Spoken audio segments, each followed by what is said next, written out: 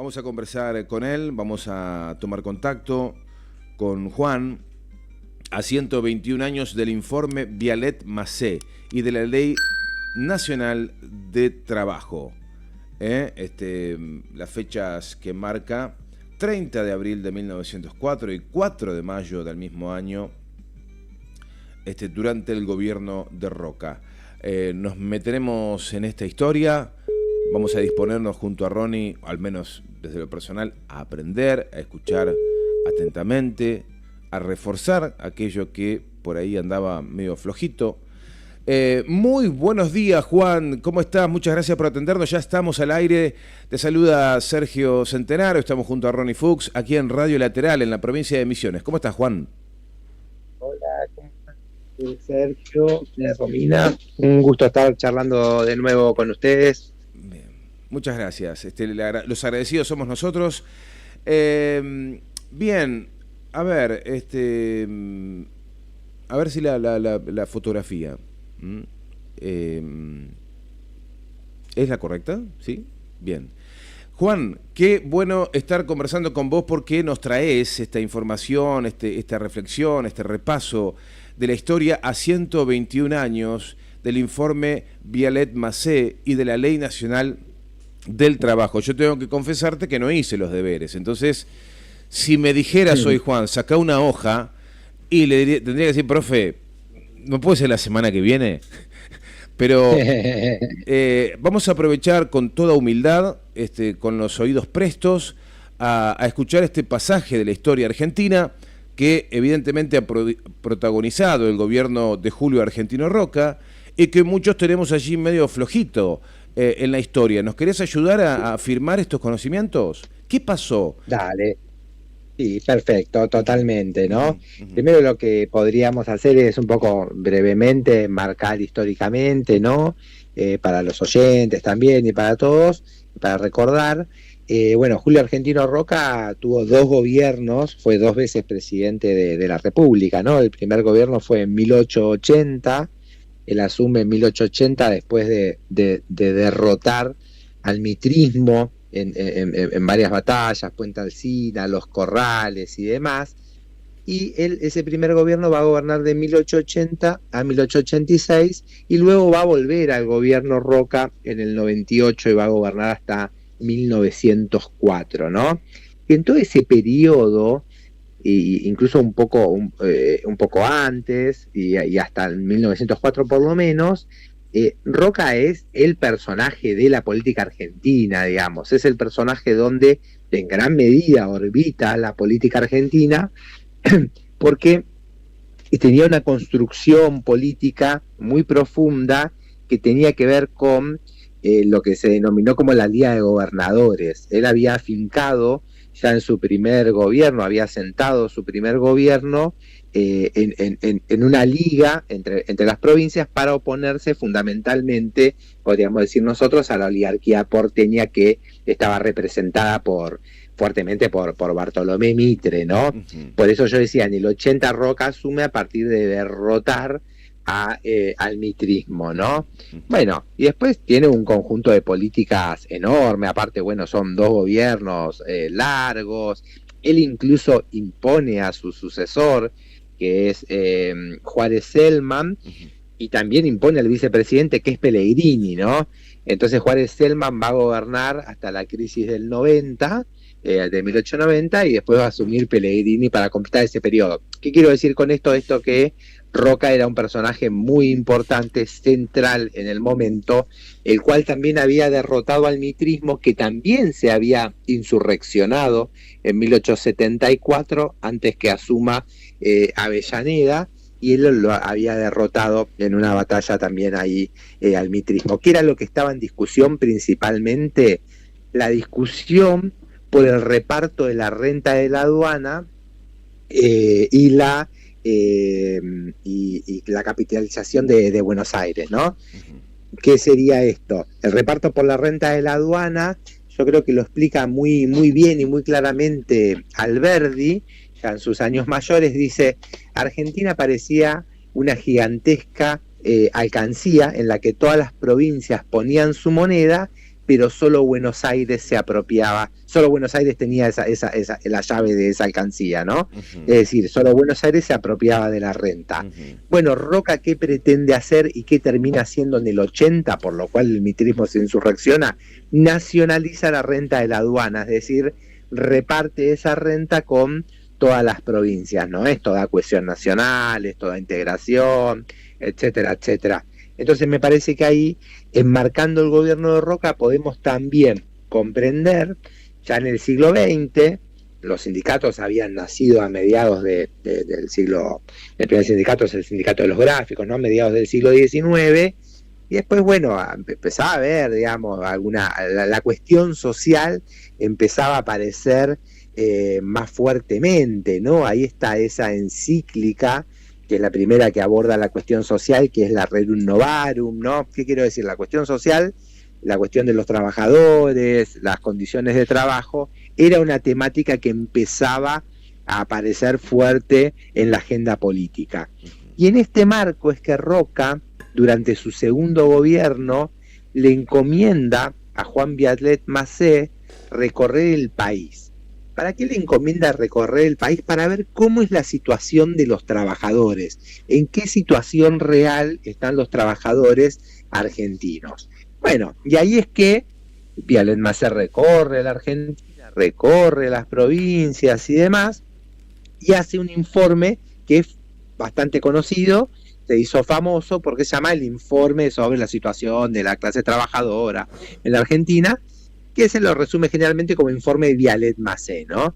Y ahí que escribe Vialet Macé, que la situación de los trabajadores es terrible, digamos, que hay situaciones de prácticamente de cuasi esclavitud, ¿no? Donde los trabajadores trabajaban jornadas que se extendían a todo lo que le dé el cuerpo, es decir, se extendían quizás a 16 horas de trabajo y demás, eran explotados, no tenían ningún tipo de protección, ¿no? Eran castigados en muchos lugares. Uno puede pensar en los ingenios, puede pensar fundamentalmente también en todo lo que hace al sector del campo, por decirlo rápidamente, los peones y demás, que muy bien graficó la película de Hugo del Carril, que también actúa Hugo del Carril, que es Las aguas bajan turbias, ¿no? Digo, grafica muy bien esa situación, o otras películas como ya en la década del 60 de Lucas de Mare, que es Zafra, por ejemplo, que están los trabajadores zafreros, ¿no? Podríamos pensar lo mismo para nosotros que estamos en Misiones, ¿no? Los trabajadores de la yerba mate, ¿no? Y demás. Prefiero. Bueno, un poco esto, ¿no? Claro. Entonces, ¿qué quiero decir? Que también trabajadores que escriben muy bien, digamos, gran compositor, poeta y artista Ramón Ayala, ¿no? Como describe en sus letras y en sus canciones esa situación. Claro. Bueno, y a partir de ahí, Vialet Macé, bueno, empieza a hablar de la necesidad de una jornada de 8 horas, del descanso automanario, es decir, el descanso semanal. Empieza a hablar también de la necesidad de establecer algún tipo de salario mínimo, ¿no? Digamos, que sirva para cubrir algunas de las necesidades básicas. También de proteger a los niños y a las mujeres en el trabajo, ¿no? Digamos, también la cuestión de los accidentes de trabajo, ¿no? La responsabilidad patronal en los accidentes de trabajo. Bueno, y en base a este informe es que Joaquín B. González va a iniciar la elaboración de un código de trabajo, ¿no? De un código de trabajo, para lo cual va a convocar a determinadas personalidades que venían un poco indagando en la cuestión, ¿no? Venían indagando en la cuestión, como por ejemplo la figura de Leopoldo Lugones, como por ejemplo la figura de ese gran personaje por la integración hispanoamericana que fue Manuel Ugarte. También, por ejemplo, personajes como Augusto Bunge, bueno, el mismo Vialet Macé también participa, José Ingenieros también participa, Bueno, ¿y qué hace la comisión? Va a redactar justamente un código de trabajo, lo va a enviar al Parlamento y el Parlamento no llega a sancionar esa ley, no obstante lo cual resulta un antecedente importante en la historia de la clase trabajadora, en la historia de los derechos de los trabajadores, porque es la primera vez que se plantea en un cuerpo legislativo probablemente estas cuestiones, ¿no? Ahora bien, y eso también va a servir como de antecedente para lo que va a ser posteriormente, unos años después, en 1907, la creación del Departamento Nacional de Trabajo, que va a ser un recorrido y va a devenir en la Secretaría de Trabajo y Previsión Social, que va a conducir en el marco de la Revolución Juniana, en el marco de la Revolución del 43, este joven coronel Juan Domingo Perón. Claro, claro. La puertita por donde se metió el general, claro, en aquel entonces coronel. Entonces es un antes y un después para la historia política argentina, la historia laboral argentina, la historia de los trabajadores, el informe, ¿no? De Vialet Macé. Es un antes y un después. Deriva en una ley y deriva después en un organismo dedicado exclusivamente para pensar las necesidades de los trabajadores. Tal cual, exactamente, ¿no? Digamos, por eso digo, uno no es que todo nace de un día para el otro, sino a veces son procesos largos, ¿no? Está bien, uno diría, si la ley se terminaba aprobando en 1904, quizás nos ahorramos 40 años, pero bueno, es un proceso de 40 años, donde es muy importante también la lucha que van entablando los trabajadores en todo ese proceso, y después va a ser central la figura de Perón, ¿no? Digamos, en cierto punto. Claro. Y nosotros también podríamos pensar esa clase trabajadora también que venía muy vinculada al anarquismo, venía vinculada al socialismo, que la impacta también la revolución soviética y demás, cómo esa clase trabajadora va a tener un proceso de nacionalización que un poco empieza en los 30, pero fundamentalmente la cristalización de la nacionalización de la clase trabajadora argentina es con la figura de Perón en la Secretaría de Trabajo y Previsión Social, y uno podría decir el momento cúlmine el 17 de octubre del 45, ¿no? Uno podría decir el 17 de octubre del 45, la clase trabajadora argentina definitivamente cambió algunas banderas extrañas a la realidad nacional por la bandera argentina, ¿no? Claro, en ese proceso de nacionalización. Se me está ocurriendo una pregunta media tonta, pero ayúdame a salir de acá.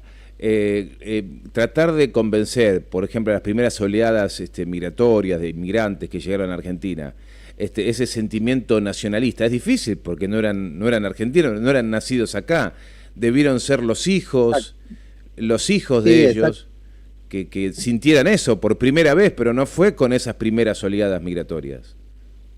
Sí, exactamente, ¿no? ¿Por qué? Porque ahí también tenemos, Argentina es uno de los países de América Latina, digamos, que más inmigración europea recibió, en Buenos Aires fundamentalmente, también, era la región donde más inmigración extranjera, y ahí aparece también Roca, que en 1884 crea la ley de educación, ¿no? Gratuita, laica y obligatoria. Y esa ley tenía una intención también que era procurar homogeneizar a esta inmigración que había, digamos, ¿no? Y uno podría decir, bueno, la ley, no sé, Jauretche dice, bueno, la ley tuvo como negativo que la historia que se le enseñó, digamos, a esos chicos por varias generaciones fue la historia mitrista, ¿no? Pero él dice, bueno, pero tiene una cuestión positiva que es, primero, bueno, la alfabetización de gran parte de la población, y nosotros también podríamos decir, en cierto punto hay un proceso de empezar a homogeneizar o a nacionalizar esa situación, ¿no? Y acá es interesante también cómo la cultura nacional pudo absorber en gran medida a ese proceso inmigratorio, y esto probablemente tenga que ver con nuestra tradición, ¿no? nuestra tradición hispanoamericana, donde con la irrupción, podríamos decir nosotros, como dice Amelia Poetti, que dice la llegada de los europeos a América es la irrupción de América en la historia, ¿no? Con esa irrupción de América en la historia se va a generar un proceso que es único, que es el proceso del mestizaje, ¿no? Nosotros somos un continente Pero, a ver, y un país Juan, profundamente mestizo. ¿Sí? Juan, ¿por qué entra en la historia América cuando llegan los europeos? Irrumpe en la ¿O entendí mal? Irrumpe, digamos, en la historia, porque es el primer momento donde el mundo se vuelve en cierto punto como un sistema mundo, ¿no? Y en ese marco es que se va a integrar nuestro continente. ¿Por qué? Porque con la expansión europea hacia América se produce la integración del continente en función de qué? De que antes nosotros teníamos un montón de poblaciones indígenas, algunas con un nivel de desarrollo importante, como la cultura inca, la cultura azteca y demás. Y con la llegada de los europeos nosotros podemos comenzar a pensar América, o nosotros podríamos decir a Hispanoamérica, por lo menos, como un continente uniforme. ¿Por qué? Porque antes había un montón de lenguajes, había un montón de lenguas, de dialectos. El continente no estaba conectado entre sí. No sé, los incas con los aztecas, digamos, no tenían vínculos. No sé, bueno, con la llegada de Europa a América se produce esa integración del continente y aparece también ahí algo central para esa integración, que es la unidad idiomática, ¿no? El idioma, un idioma en común, que es fundamental para conectarse, es fundamental para pensar esa integración, ¿no? Y ahí también va a aparecer lo cultural. Y lo cultural no es meramente europeo o meramente indígena, sino lo que hay es este mestizaje, digamos, esta mezcla cultural que se da en América. Porque acá los europeos, fundamentalmente acá España, digamos, no avanza, digamos, eliminando todo vestigio de cultura americana, sino que se mezclan, digamos, ¿no? Esto viene de la tradición de la reina, que se decía la reina guerrera, la reina Isabel, ¿no? Que dice, bueno, vayan a América y mézclense, ¿no? Tienen hijos esta gente, digamos, ¿no? Con las poblaciones indígenas. ¿Qué digo esto? Si vos tomás el proceso de colonización del norte de América, te vas a encontrar con un proceso muy diferente, porque en el norte de América los ingleses no se mezclaron, sino fueron avanzando sin mezclarse. Acá se mezclaron, ¿y eso qué trae? Algo único en el mundo, que es este mestizaje.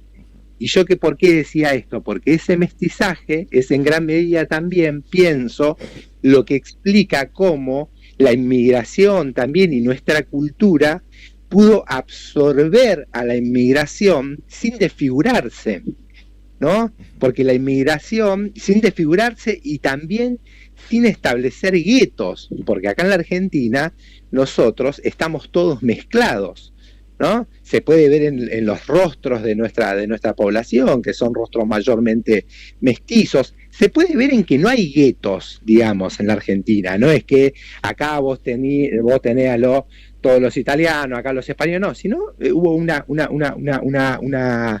entrecruzamiento, una mezcla que, digamos, fue ideológica, pero fundamentalmente es cultural, ¿no? Y uno puede encontrar en la cultura argentina, ya sea en la gastronomía, o ya sea en la música, o ya sea en el arte, puede encontrar todos estos elementos que hacen a cómo se fue, a cómo la cultura nacional fue absorbiendo y cómo se fue integrando esa inmigración, y se fue en cierto punto más permeable a esa suerte de nacionalización, ¿no? A esto es a lo que un escritor mexicano, José Vasconcelos, llama como dice, nosotros somos la raza cósmica, dice él, ¿no? donde aparecen elementos de europeos, elementos indígenas, elementos de la población negra, etcétera, etcétera, ¿no? Claro, claro. Entonces, en todo ese recorrido, ese Departamento Nacional del Trabajo se dedicaba mayormente, digamos cuando nace, en 1907, a la investigación, a la recopilación de datos, ¿no? Y Juan, a veces... Sí. ¿Y la ley cuándo? La Ley Nacional del Trabajo, porque el departamento me decía que empieza a funcionar en 1904, 1907, sí. ¿no? Y que el informe... En 1907 el departamento, o sea, se redacta el Código de Trabajo en 1904, pero eso no llega a sancionarse en el Parlamento en realidad. Ajá. En 1907 se crea el Departamento Nacional del Trabajo, que va a ser el cual si mal no recuerdo el mes es noviembre del 43, Perón transforme en Secretaría de Trabajo y Previsión Social, dándole mucha más potencia, claro. Porque ese departamento que era acotado, insisto, investigaba, recopilaba información, incluso a veces, bueno, intervenía un poco a veces en la relación entre capital y trabajo, en algunos conflictos, a veces también actuaba reclutando a rompehuelgas en la década del 30, ¿no? Digamos, tenía un accionar un poco difuso por momentos en la historia argentina, y bueno, y ahora en el 43 sí Perón le da una potencia y le da un significado central, ¿no? Esta transformación del Departamento de Trabajo, ¿no? Que era una oficina ahí medio olvidada en el momento, ¿no? Hay una frase que alguien dice, bueno, denle eso al loco de Perón, que es al que le interesan estas cosas, algo por el estilo, ¿no? Y bueno, cuestión que ahí el departamento va, cuando se transforma en secretaría, va a absorber un montón de dependencias, ¿no? La de salud pública, de asistencia social, la cuestión de la Caja Nacional de Jubilaciones, de pensiones, la caja de maternidad, una junta que había para combatir la desocupación, una comisión nacional de casas baratas, la cuestión vinculada a los alquileres, la cuestión vinculada a la vivienda popular y demás, ¿no? Entonces, claro, Perón ahora tiene un instrumento que era poco, pero él lo transforma en un instrumento muy poderoso, y con un accionar enorme va a empezar a tejer, ahora sí, las primeras leyes en concreto, algunas que ya estaban, que se habían ido sancionando, pero como decía Perón, había un montón de leyes acá, pero nadie procuraba que se cumplan, claro. Entonces era como que no existieran, ¿no? Dios mío. No obstante eso, Perón va a ser, en ese periodo, que esto también explica por qué Perón, que era un desconocido para la población argentina, para el pueblo argentino, el 4 de junio del 43, el 17 de octubre, es poco tiempo si nosotros pensamos ese transcurso, porque en ese poco tiempo Perón se va a volver el personaje central de la política argentina y el pueblo va a estar dispuesto a dar su vida por rescatarlo, ¿no? Claro. Entonces, y también en cierto punto se entiende por un conjunto de medidas, por primera vez que se tiene en cuenta la problemática de los trabajadores, y también mucha la cuestión de la dignidad de los trabajadores, ¿no? Hay una dimensión que no es una dimensión material únicamente lo que pasa del 43 al 45, sino hay una dimensión simbólica, hay una dimensión espiritual, que eso es lo que hace que los trabajadores fundamentalmente estén dispuestos a dar algo de sí para salvar la vida de Perón y para restablecerlo llevarlo al gobierno al fin y al cabo, ¿no? Pero bueno, Perón, ¿qué hace ahí? Establece un conjunto de medidas en vinculación a la justicia social. No sé si tenemos unos minutos más. Unos minutitos. Unos minutitos. Sí. Bueno, ahí establece las indemnizaciones, las vacaciones pagas, los tribunales de trabajo, las licencias, la prevención en los accidentes de trabajo, el estatuto del peón rural, que algunos dicen que es una idea que le dio Jauretche a Perón por algo que había hecho Güemes. Bueno, la cuestión de la capacitación también, que es aparece como un derecho a que los trabajadores se capaciten, ¿no? Eso también es particular. Bueno, ahora, digamos, los trabajadores son escuchados, los problemas que tienen se los solucionan. Perón también va a ser, un poquito tiempo, en octubre mismo del 45, antes de que lo metan preso, va a ser la ley de asociaciones profesionales, ¿no? Entonces los sindicatos que van a pasar a ser ahora declarados como entidades de bien público, ¿no? Reconociendo los derechos, obteniendo un apoyo legal, ahora están respaldados por el Estado. Antes muchas veces, digamos, estaban como medio ahí complicados con la cuestión de la ley, ¿no?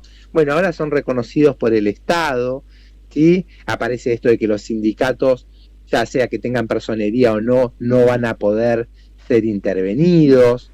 En toda la década del 30 se habían firmado 30 y piquito, 36 convenios colectivos de trabajo, en toda la década del 30 prácticamente, y ahora en este periodo que Perón es secretario de Trabajo y Previsión, se firman más de 400 convenios colectivos de trabajo, ¿no?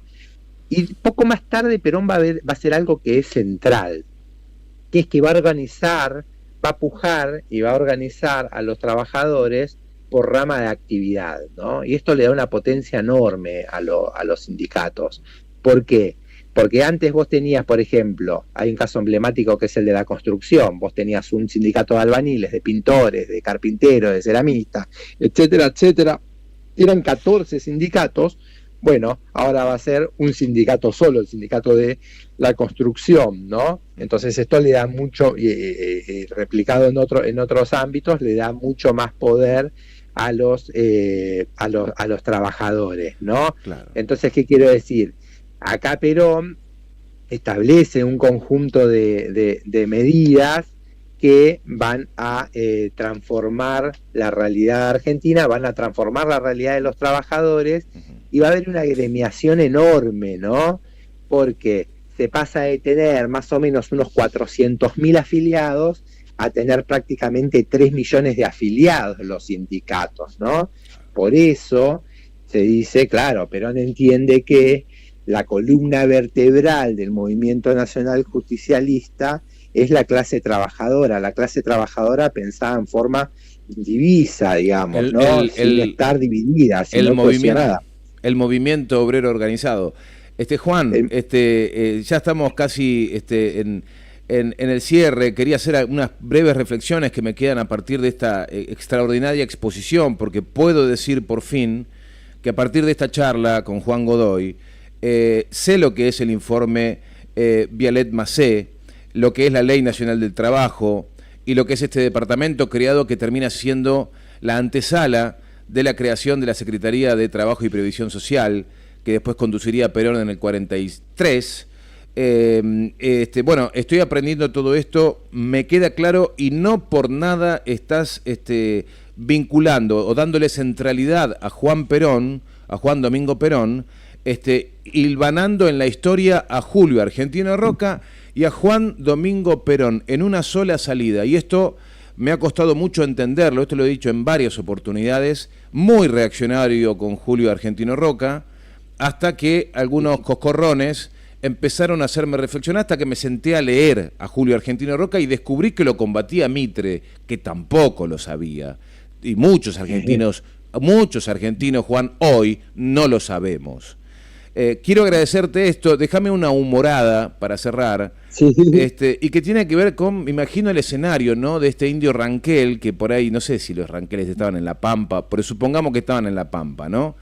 Lo manda Rudecindo Roca, Julio lo manda Rudecindo a su hermano a ordenar un poquito lo que era la zona de las Misiones, y se lleva a algunos indios Ranqueles, ¿no? Claro, lo capturaron allá, perdió la batalla, está trabajando para alguna familia seguramente aquí en la zona de Misiones, y le cae un tal Vialet-Macé para preguntarle cómo está trabajando, y mira, acá me hacen trabajar como 20 horas, no, vamos a regular eso.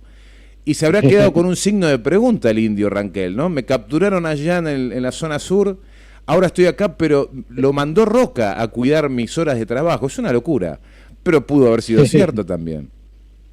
Tal cual, total. Es esa complejidad de la historia, ¿no? Digamos, esa complejidad de la historia, ¿no? Que no es lineal, sino que está cargada de elementos contradictorios y demás, ¿no? Totalmente, de acuerdo. Juan, nada, agradecerte esto, te dejo el cierre a vos y te pido que nos hagas una breve reflexión sobre la actualidad del gobierno de Javier Milei. Nos quieren llevar a esta época que descubrió Vialet Macé cuando recorrió el país por esos años, bajo la orden de Julio Argentino Roca. A ese país nos quiere llevar esta runfla de charlatanes que están hoy en la Casa Rosada.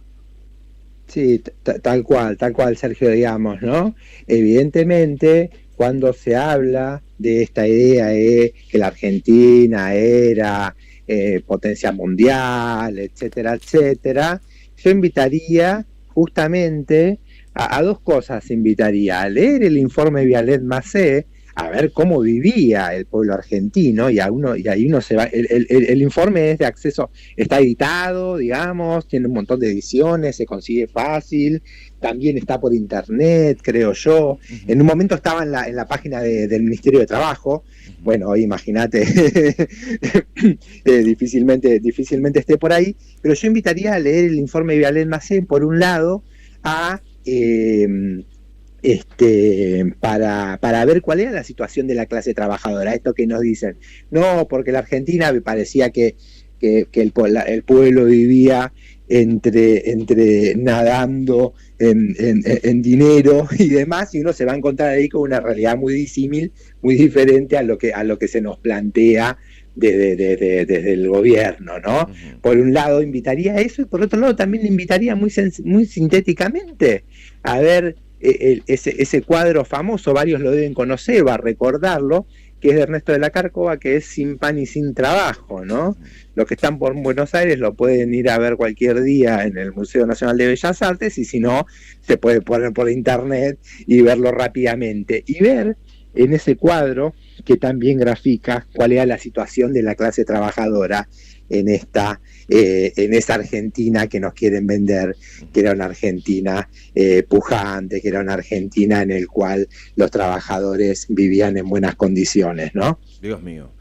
Juan, extraordinario. ¿Vieron que cuando uno escucha con humildad, cuando uno pone los oídos atentos, termina beneficiándose, ¿no? A veces ocurre tantas veces, Juan, esto, que uno simplemente está esperando que el otro termine de hablar para finalmente decir aquello que tenía pensando en la cabeza. Casi que en un acto de